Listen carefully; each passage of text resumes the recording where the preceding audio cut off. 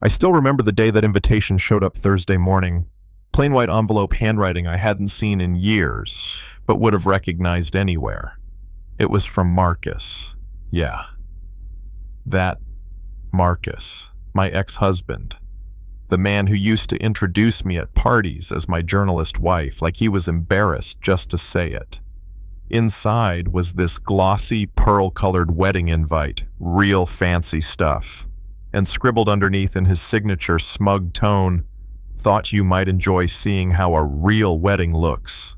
Could be instructive." I laughed. Not because it was funny, because it was so perfectly Marcus. He hadn't changed a bit. We'd been married 6 years before he traded me in for someone more fitting, as he put it. Someone blonde, born into money, daughter of a senator.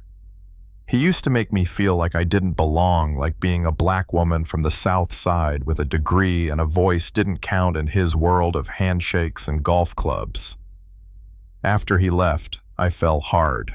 Spent months on autopilot, tiny apartment writing local news pieces that barely paid rent, ducking every social event just so I wouldn't have to run into him. I felt invisible, like maybe I had been the problem, like maybe I wasn't enough. But pain's a strange thing. It either eats you alive or teaches you how to fight back. For me, it did both, until the day I stumbled into a small story about corruption in city contracts. Turned out to be a monster. I followed the paper trail, interviewed whistleblowers, stayed up nights, cross-referencing invoices, and leaked emails. That story exploded, won national awards, landed me on primetime news, and more importantly, reminded me who I was. Fast forward 2 years, I was no longer just a journalist. I had sources in the police force, judges on speed dial, and allies in federal agencies who trusted me more than their own bosses. That's what made Marcus's invitation so hilarious. He really thought I was still the woman who cried in the kitchen when he told me I wasn't wife material. But here's the kicker. What Marcus didn't know was I'd already been investigating him. I'd been gathering intel for months. He was knee-deep in a bid-rigging operation, millions laundered through fake construction companies, shady backroom deals, hush payments to officials, and the wedding paid for with stolen money, every flower, every canapé, every string quartet song, stolen from public schools and clinics. So I accepted his little invitation, not out of spite, not to cause a scene, but because I had a deadline. The day before the wedding, I got one last message from him. Just a reminder. Madison thought it'd be best if you sat near the back, less disruptive. I took a screenshot and smiled. That man had no clue he'd just scripted his own downfall. Saturday came. The venue country club on a hill, all white columns and champagne fountains. I pulled up in a black Rolls-Royce. My date. Elias James, the federal prosecutor who'd been working the case with me, stepped out. First, adjusted his tie and walked around to open my door. And I stepped out in a gold silk gown that caught every glint of sunlight. Not loud, just undeniable. Heads turned. Whispers rippled through the crowd. Is that? She looks incredible. That's his ex-wife. We walked in like the place belonged to us. Past the fountain, past the stunned ushers, right up to the bride and groom. Marcus looked like he'd seen a ghost. His champagne glass trembled, lips parted, but no words came out. His new wife, Madison, blinked at me like I wasn't real. "Good afternoon, Marcus," I said smoothly. "Madison, you look beautiful. Congratulations." Elias offered his hand. "Elias James, federal prosecutor. Pleasure to meet you." Madison blinked. "Federal?" I smiled.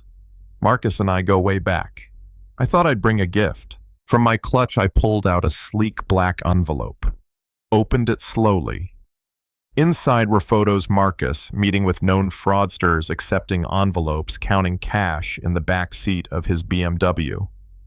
One by one, I laid them on the welcome table. The silence, deafening. Marcus lunged. "What the hell are you doing?" "Sharing memories." I said, sweet as honey. I tapped my phone. Audio filled the air, his voice coaching a client on how to bypass city audit trails. It's just paperwork. What matters is getting the right companies to win. Madison turned pale. "Marcus, what is this?" But I wasn't done. Elias stepped in cool and calm. "Mr. Brooks, you are now under federal investigation for procurement fraud, money laundering, and conspiracy to defraud the city." People gasped. Guests started filming. The band literally stopped mid-song. Marcus stammered. "This is a setup. She's bitter. She's angry. She's crazy." I held up a tablet. $2.3 million siphoned into offshore accounts. Want to guess how much of that went into today's floral arrangements? I tilted the screen toward Madison. "Your dress, paid with funds meant for building a children's hospital." She tore off her veil like it was on fire. "Marcus, tell me this isn't true." His mouth flapped like a dying fish. Cameras clicked.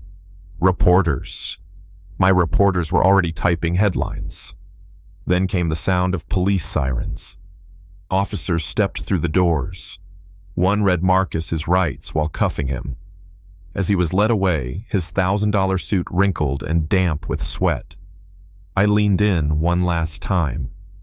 "Remember when you said I'd never belong in your world?" I whispered. "Turns out your world didn't deserve me." 6 months later, I sat in a glass-walled office overlooking the city. My name, Amara Steele, was etched in gold on the door. Founder Steele & Company, Crisis Management, and Investigative Consulting. Elias, now my fiancé, had just called with an update. "Marcus got 8 years," he said. "Lost everything. Madison annulled the marriage. Suing him, too." I smiled, sipped my coffee. Poetic. People said I was cold for what I did. Some said I should have let it go. But the truth is, he handed me the mic. All I did was speak. And maybe that's the real story here. Not revenge, not humiliation, but what happens when a woman stops asking for space at the table and builds her own. So let me ask you, have you ever been underestimated by someone who thought they knew your limits? Leave a comment below. Tell me how you proved them wrong. And if this story hit home, don't forget to like, share, and subscribe. We've got more truths to serve right on time.